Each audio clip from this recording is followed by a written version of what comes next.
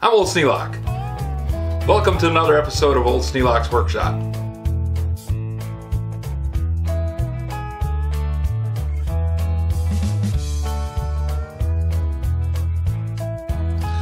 I got a project that I started a long time ago. Another one that I'm cleaning up today. This is a Stanley number 78. It's a made in USA model. This is a rabbet plane. It's for cutting rabbets along the edge of a board. They're quite popular now. I don't exactly know why, but they became somewhat of a thing. So people are buying them, and I happen to have 3 of them. But the thing that people are finding out when they buy these is this little foot is missing.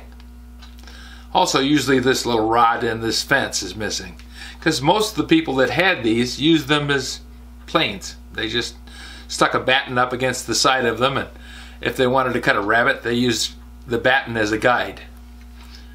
Well, this thing is called a depth stop, and the depth stops are kind of hard to find now. Now they make new ones. They make whole new planes, and you can buy the whole new plane, but buying the pieces and parts is pretty expensive, especially if you go the eBay route. Those are kind of ridiculously priced. A while ago, Chris Anderson was talking about making replacement parts for these model number 78 Stanley planes. And one of the things that he wanted to make was this depth stop. Seems like that's the one that's really the most popular.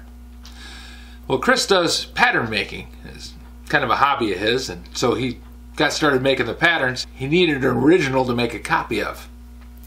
So I sent him off this one, took it off this plane, put it in the mail, sent it out to California. Since I had 3 of the number 78 planes, different manufacturers. There's actually one number 78, one Miller Falls, and one Sargent. But between the 3 of them, I only had one of these depth stops. So when Chris borrowed my depth stop, he made spares. He sent me 2. So now I have depth stops for all of my planes. One of the things that I didn't have was the little screw for the depth stop.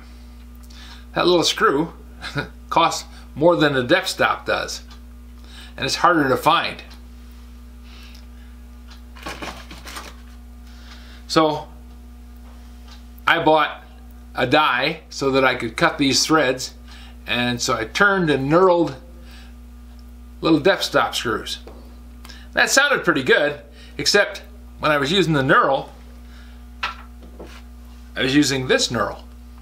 This knurl puts a tremendous amount of force on the spindle.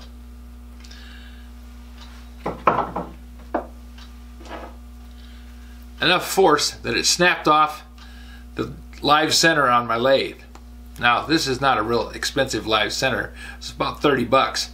30 bucks is 30 bucks. So I couldn't knurl any more of these little pieces. I have enough of these little depth stop screws to put my 3 planes together, because the Stanley came with one.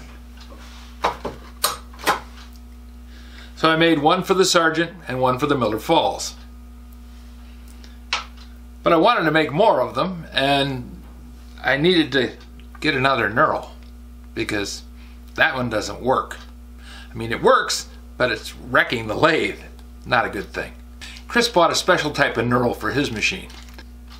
Rather than shoving into the spindle and forcing this into the part to make the knurl, which is hard on the spindle, hard on the tailstock, but especially hard on the nut on the crossfeed. The nut on the crossfeed is a little brass nut, and if you over torque it, you'll strip out that, and that's really a pain in the butt. Instead of this type, he bought a Scissors Knurl. Now the Scissors Knurl goes over the outside of the part, and then you just tighten this down, and it draws in and clamps onto the part and forces those knurls into it. Much less strain on the machine, much less strain on everything. Hopefully, my new $30 live center is going to hold up a little bit longer after I use this one. The only problem I've got is I bought these dies special to make a straight cut knurl. because that's what the Stanleys have.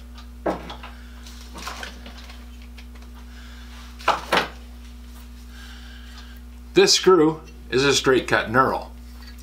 Now these are forged. This is a little bat wing threaded screw. Got a little paddle shaped handle on it. I made one of those. Now this one is a lot bigger because I was trying to come up with a way to make it, and I wanted to see if I could practice with something a little bit easier to build. So I made one. It took about 3 hours. By the time I turned it out, heated it up, smacked out that ball to the right size, ground it down. 3 hours for a $15 bolt just doesn't make any sense. So I decided to go with these. The newer Stanleys have this type bolt. A lot easier to make than this. This takes about an hour to make. This took 3 hours and I haven't threaded it yet, and it's the wrong size. Now, could I get better at it and end up making the proper screw? Yes. But I'm not making reproductions of the antiques. I'm making a screw to hold on the depth stop. That's what I'm after. I've got a plane, I'd like to have a depth stop on it. I needed a screw to fasten it in. It's an oddball thread. So I had to buy the die, buy the knurls. These two little bolts that I put onto my Sargent and Miller Falls number 78 planes ended up costing about, well, if I paid myself $1 an hour, about 50 bucks a piece. So I'm going to be making some of these, but don't count on me making batches of them to sit out on the shelf and wait for somebody to buy them.